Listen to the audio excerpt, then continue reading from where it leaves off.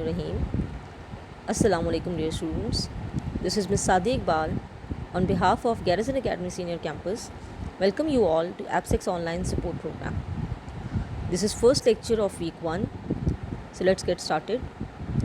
Our today's topic is chapter number 1, Function and Limits.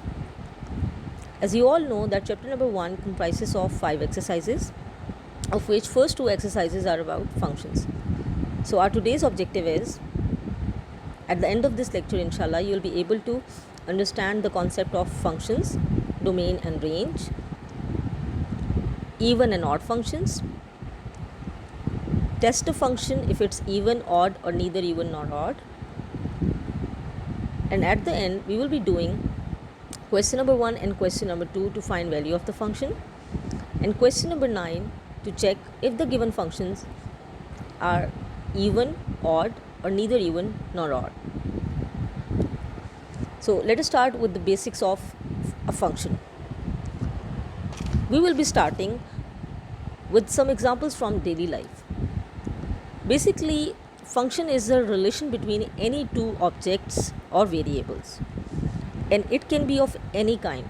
For example, mother and daughter relationship, machine and clothes, needle and thread, height and shadow, zakat and income, or you can add up something else like radius of a circle and its area. Then we can say length of a room, length of one side of a room and its area. So by taking etc., by taking all these examples, as you can think of two things, that all two objects or variables, they are dependent on each other, right?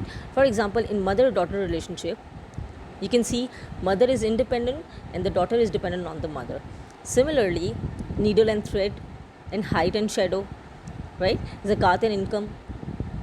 The more is the income, the more would be the zakat. So income is independent and zakat being dependent variable here. Radius and area.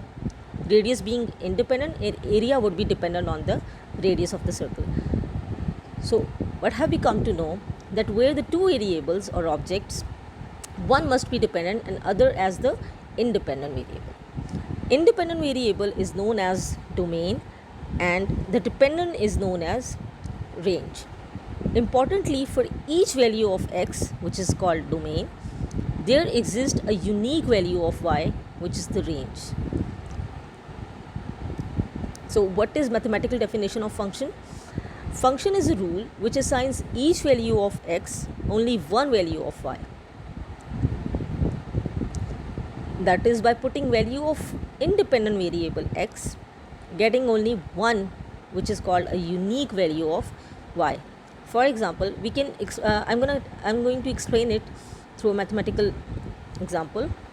Like if I have y equals to f of x equals to x square plus 1.